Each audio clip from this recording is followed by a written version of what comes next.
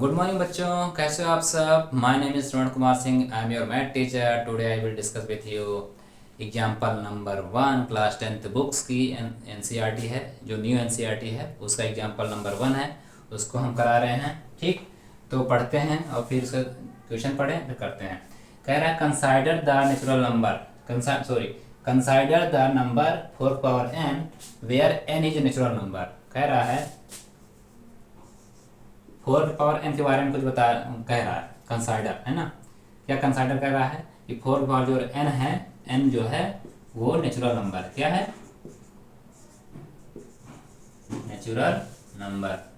ठीक, ये natural number है, 4 पावर n है, n के बारे में बताया है, n क्या है, नेचुरल नंबर है। Check whether there is any value of n, any value of n। अब कोई भी वैल्यू यहाँ पर रखना है, ठीक है। Any value of n which 4 power n end with zero, जो कोई भी वैल्यू यहाँ पर रखो लेकिन इंड जो नंबर आना चाहिए रखने के बाद यहाँ पर वो जीरो से इंड होना चाहिए, ये कह रहा है।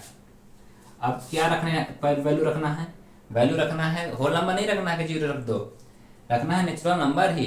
नेचुरल नंबर कहाँ से स्टार्ट होते हैं, 1 से स्टार्ट होते हैं, 1 2 3 4 सो आने से बढ़ते चला जाएगा, ठीक है। कभी इंड नहीं होता। तो हम नेचुरल नंबर रख के देखते हैं, काट दो, है ना। पूरा तो नहीं रखेंगे ना, 1 से लेकर अनंत तक, लाख 2 लाख 3 लाख ऐसे एक तो नहीं रखेंगे। तो यहाँ पर रखेंगे 4 पावर 1 रखा तो क्या आएगा, 4 आया। 4 पावर 2 रखो, 4 4 जा 16, 6 आया। 4 पावर 3 रखो 64, नहीं आ रहा।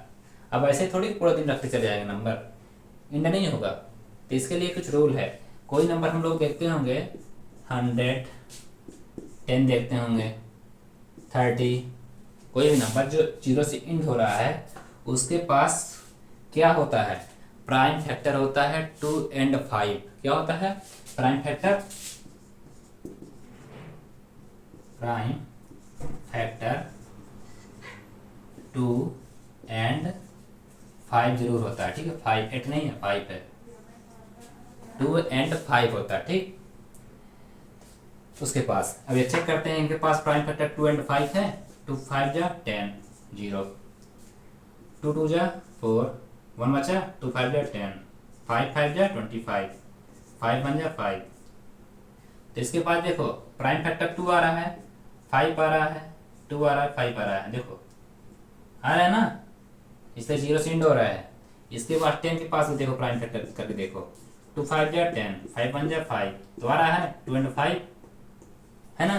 तो कोई भी नंबर जो जीरो से इंड होता है वो उसके पास प्राइम फैक्टर होने चाहिए, ठीक है। प्राइम फैक्टर कौन से होने चाहिए, 2 and 5 होने चाहिए। अब हम ये तो समझ में आ गया।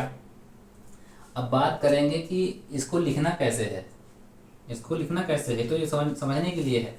अब इसको आंसर कॉपी में लिखना भी है ना, तो लिखते हैं, बहुत सिंपल है, 2 लाइन में 3 लाइन में आंसर, 3 लाइन में आंसर आ जाएगा। 3 लाइन में ही पूरा आंसर छाप देना है बस। हिंदी से बोलेंगे उसका काम करते हैं। देखो क्या लिखेंगे, लिखेंगे यदि कोई नंबर जीरो से इंड होता है तो उसके पास प्राइम फैक्टर 2 and 5 होने चाहिए। अब इसको इंग्लिश में कैसे लिखेंगे, if any number end with zero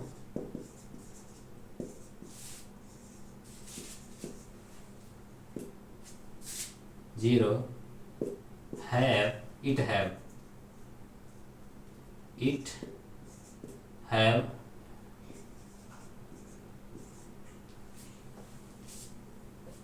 prime factor,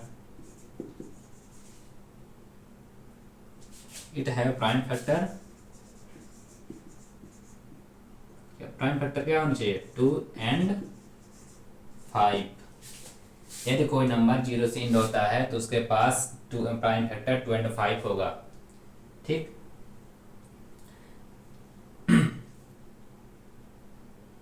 यहाँ पर विल लगा देना, ठीक है। It will have, it will have, तो इसके पास होगा, है ना, prime factor. It will have prime factor 2 and 5, ठीक।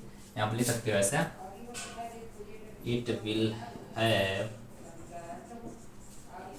प्राइम फैक्टर 2 and 5, ठीक। बट लेकिन क्योंकि इसके पास 4 पावर n के पास प्राइम फैक्टर 2 and 5 नहीं है, इसलिए ये 0 से इंड नहीं होगा। इंग्लिश में लिख दो इसे। बट बिकॉज लिखना है तो बिकॉज लिखो या कि साइन बना दो बिकॉज का। Because 4 power n can not contain यानी नहीं रखता। 4 पावर n ये अपने पास क्या नहीं रखता, प्राइम लिखो यार, स्पेलिंग सही लिखो। Prime factor 2 and 5 prime factor नहीं रखता, इसलिए देयरफॉर का साइन है ये, या कि इंग्लिश से लिखना चाहो तो लिख सकते हो देयरफॉर, या किसी लिख दो साइन बना दो। इसलिए 4 power n never and with 0। 2 line में आंसर आ रहा है, 3 लाइन में देखो, 1 लाइन 2 लाइन तीसरा लाइन है ना। And with 0 for any value of n की कोई भी वैल्यू रखो, 0 से एंड नहीं होगा, ठीक। तो आप लोग को समझ में आ गया होगा।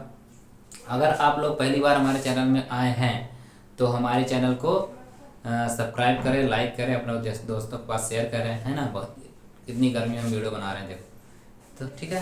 तो हमारे मोटिवेशन के लिए 1 लाइक और 1 शेयर। Thank you.